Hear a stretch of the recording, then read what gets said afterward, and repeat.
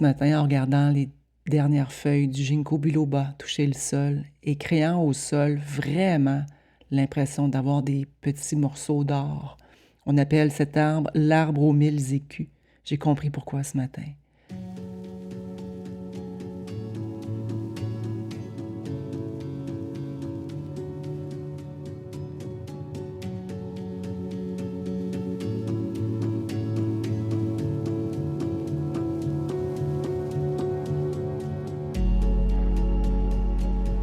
J'ai compris pourquoi ce matin cet arbre tellement, tellement vieux, celui qui a survécu à Hiroshima, hein, c'est vraiment un arbre exceptionnel et d'une lenteur à grandir. Il a l'air, je l'ai planté il y a une quinzaine d'années et il est encore petit, on dirait que c'est un érable de 2 ans. Et ça m'apprend beaucoup de choses. Quand on observe comme ça plusieurs choses, premièrement, l'effet de la lenteur sur la croissance, mais l'effet aussi sur la longévité, parce que c'est l'arbre qui va survivre à tous les érables qui sont dans l'érablière. C'est un arbre qui est extrêmement long à grandir, mais puissant et fort. Et quand on regarde ses feuilles, ça ressemble à des écus, on appelle donc l'arbre aux 1000 écus. Ce matin, j'ai compris pourquoi. Hier, au coucher de soleil, il y avait encore plein de feuilles. Plein de feuilles. Il y en avait par terre, c'était jaune, doré même, puis il y avait encore des feuilles sur l'arbre. Et ce matin, après le premier gel, floup, tout nu. Plus rien dans ses branches. Tout le doré au sol. Je me suis dit, waouh! Et à 5 heures ce matin, il y avait les dernières feuilles qui tombaient. C'était magnifique. Je me disais, hey, quelle leçon de relâcher, de lâcher prise, de ne pas avoir de résistance. Quand on observe la nature, elle nous enseigne tellement de choses. Vous le savez, je vous le dis, je vous le redis, hein, je suis en accouchement du 3e livre. Quel processus! Là, les gens disent quand est-ce qu'il sort? Pas tout de suite. C'est juste la livraison de la version 0. Et c'est là que c'est intéressant, que le processus fait partie de notre évolution. C'est pas le résultat. Oui, évidemment, j'ai hâte au lancement, j'ai hâte que les gens puissent le tenir dans les mains, j'ai hâte de voir l'effet qu'il va avoir parce que c'est la suite des 2 autres. Donc, j'ai confiance qu'il va se promener partout, en Europe, en Belgique ou en francophonie, en fait, partout. Ça, c'est une chose qui me fait bien plaisir. La deuxième chose qui me fait bien plaisir, c'est de savoir l'impact qu'il va avoir sur le long terme. Parce que quand on écrit un livre, c'est pas pour nous qu'on le fait, certainement pas. Et c'est quelque chose qui est plus grand. C'est l'âme qui nous demande, c'est une connexion à plus grand que soi, puis on lâche prise, un peu comme les feuilles de la nature. Puis ce processus-là d'écriture, c'est un processus personnel, littéralement. J'ai approfondi des choses que je n'avais pas vues. J'ai trouvé des angles qui étaient des angles morts que je n'avais pas vus non plus. Et tout ça dans le brouhaha actuel du brassage, un peu de chasse aux sorcières que l'on vit collectivement. Ça me trouble et je me dis en même temps, ma façon à moi de rendre les gens le plus autonomes possible, le moins dépendant possible, c'est justement de remettre dans leurs mains, ce qu'enseigne la nature. Et ça va même au-delà de l'Ayurveda. Je pourrais même l'appeler comme ça, le livre au-delà de l'Ayurveda, parce que c'est même plus à propos de l'Ayurveda, c'est comme devenu plus grand. Je parle pas plus grand en hauteur, meilleur, mieux, je parle en largeur, en portée, en grandeur et en rayonnement. Quand je dis que c'est un cadeau pour moi, en tout premier lieu, c'est le processus d'écriture, de recherche scientifique, de rappel qu'il n'y a pas juste la science qui sait les choses, parce qu'au fil des centaines d'années, ça change, ça aussi. Alors, le mot nuance prend tout son sens.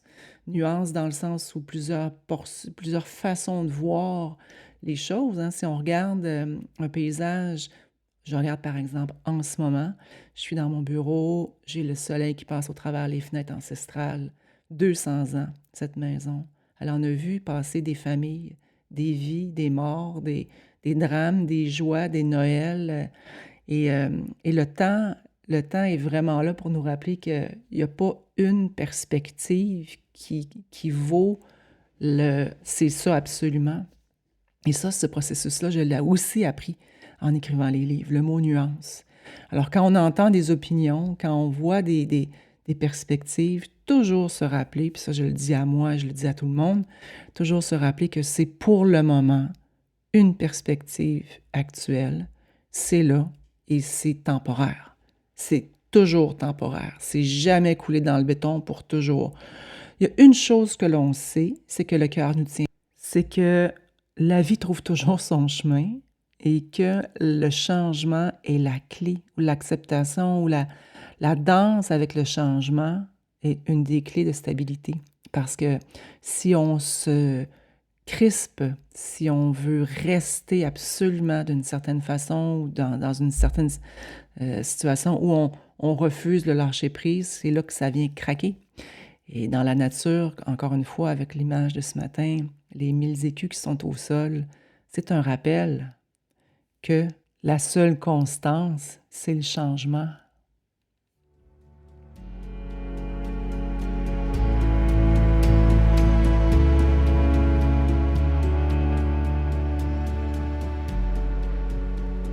Donc le changement, changement de saison, changement de maison, changement de style de vie, changement de rituel, ajout de quelque chose qui fait une grande différence le matin, par exemple, dans la stabilité. Un rituel de plus, une façon de faire qui va venir nous ancrer plus. Je suis vraiment mise au défi actuellement et je le dis avec beaucoup d'humilité. Ça fait quand même 37 ans que je suis dans le milieu de la santé, dans le bien-être, puis j'ajoute même le développement personnel. Je trouve que c'est de mettre des étiquettes en fait à des façons de faire. Ultimement, c'est quoi? C'est de vouloir être équilibré, d'être bien, d'être plus heureux, d'avoir envie d'être une meilleure version, d'ouvrir les ailes, d'être pétillante, d'être lumineuse, d'inspirer, de faire ce qu'on aime, d'avoir l'impression de ne pas travailler, d'avoir envie de partager. C'est ça le but de nos vies, en fait, hein, de garder la vitalité, d'avoir envie de rire. Je partage un petit morceau personnel. J'ai ma mère et ma tante qui sont venues passer 2 jours, qui venaient visiter ma grande tante de 99 ans, sœur Florence, en- qui est au monastère à Québec. Et puis, est en déclin en ce moment. Puis, ça nous fait de la peine parce que on l'aime, Florence. Elle a toujours une tête très claire, beaucoup d'idées. Des idées. Elle a travaillé en comptabilité jusqu'à 93 ans. Je ris, mais c'est beau à voir la passion de faire ce qu'on a besoin de faire. Puis tranquillement, bon, ben son corps a comme un petit peu arrêté de fonctionner à la vitesse qu'elle aurait voulu, mais sa tête était toujours là. Et dernièrement, tranquillement, il y a un petit déclin qui se fait sentir. Puis on a... Ma mère et ma tante sont venues me visiter pendant que je suis en accouchement de dernier sprint pour l'écriture du livre. Puis là, ma tête, hein? Ah non, j'ai pas le temps. Comment je vais faire pour faire la place? Le cerveau veut pas lâcher prise. Comment je vais faire la place dans mon agenda? Blablabla. Et là, je vous en parle comme ça parce que le mental, c'est pas notre allié dans ce temps-là. Il veut garder le contrôle. Il veut garder le... C'est comme s'il y a une rigidité qui s'installe et c'est tout sauf intuitif parce que c'est contre-intuitif en fait. Parce qu'ultimement, au bout des 2 jours, on a ri. Oui, j'ai travaillé. Oui, j'ai sorti le chapitre 5 vérifié, le 5A. Là, je suis rendue au 5B ce matin. Demain, ça va être le 6 que je revérifie puis que je suis en train d'imprimer pour lire. Et de les voir installés et de lire les 2 chapitres. Chacun a choisi un chapitre puis on commençait à lire. Ça m'a touché tellement. Je vous raconte ça parce qu'il y a plusieurs messages là-dedans. Premièrement, d'ouvrir la place, de laisser venir les choses, d'aller avec la vague, de rire aussi. Rire permet de relâcher, ce qui fait que ça ajoute de la clarté, puis que non, c'est peut-être pas selon l'horaire, mais en même temps, il y a des choses qui viennent se placer à travers ça. De voir les 2 lire le chapitre, ça l'a déjà ouvert une autre partie, parce que c'est comme si là, c'est rentré dans la matière, c'est pas juste dans ma tête. C'est dans le concret, la réalité. Donc, de voir l'effet que ça a aussi sur les gens, c'est magnifique. Donc, tout ceci pour dire que le mouvement, le lâcher prise, le aller avec la vague, le laisser les feuilles tomber quand c'est le temps, après le premier gel, ouvrir les mains quand c'est le temps, lâcher les résistances, Et souvent, la vie nous amène ailleurs. On veut pas, on braque, on se braque, on se met sur nos talons, puis on veut pas avancer.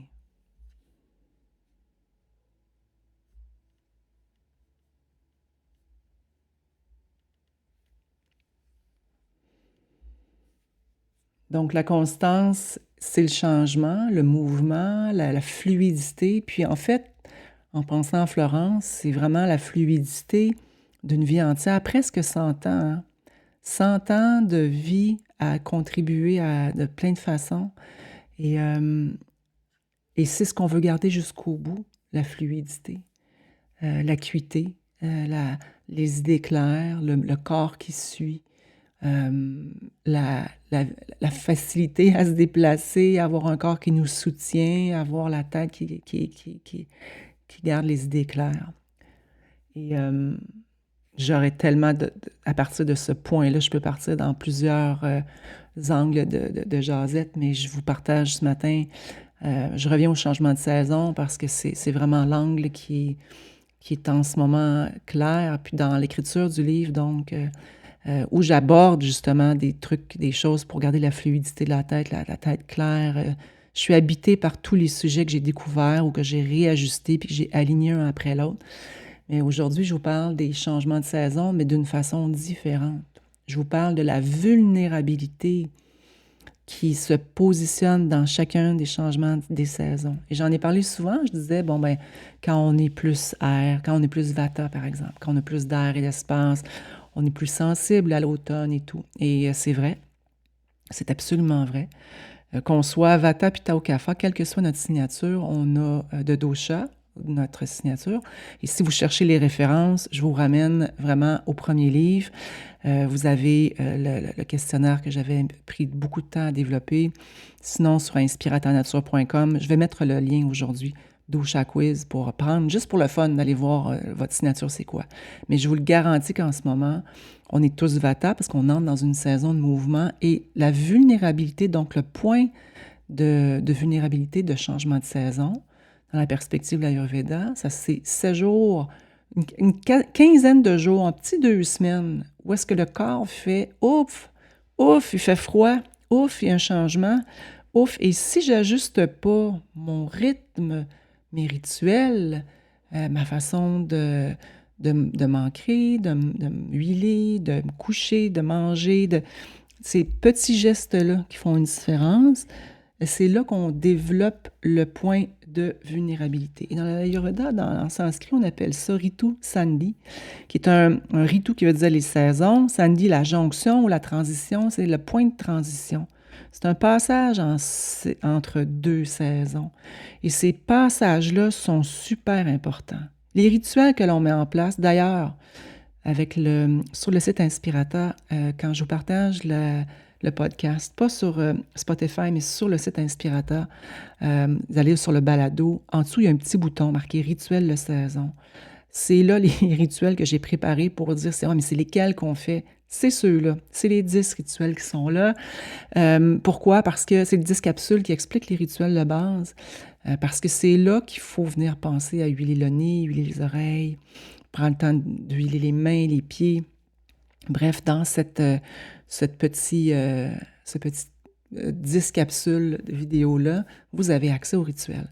Ultimement, la sensibilité de la saison se passe dans la jonction. C'est là que le système immunitaire peut être supporté de façon différente, que les heures de sommeil doivent se réajuster. Puis en plus, on change l'heure. Bon, je ne ferai pas de montée de lait aujourd'hui, mais je me questionne sérieusement. Là, pourquoi on le garde encore? Il doit y avoir quelque chose qu'on ne comprend pas, là.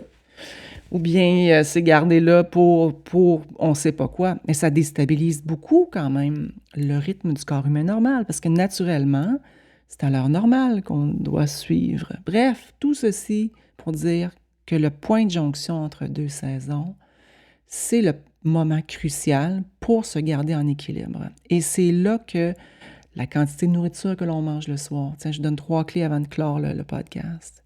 Observez la quantité, ramenez votre heure de souper un petit peu plus tôt, ajustez, parce que c'est là que ça se joue. Votre corps n'est pas prêt à digérer pendant qu'il fait noir puis qu'on dort pendant 12 heures. OK, qu'il fait noir, comme si on était en repos.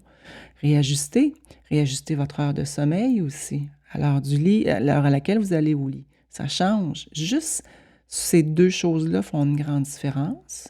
Et la troisième, levez-vous une petite demi-heure plus tôt, même s'il fait encore noir, pour avoir le plaisir de voir le soleil se lever.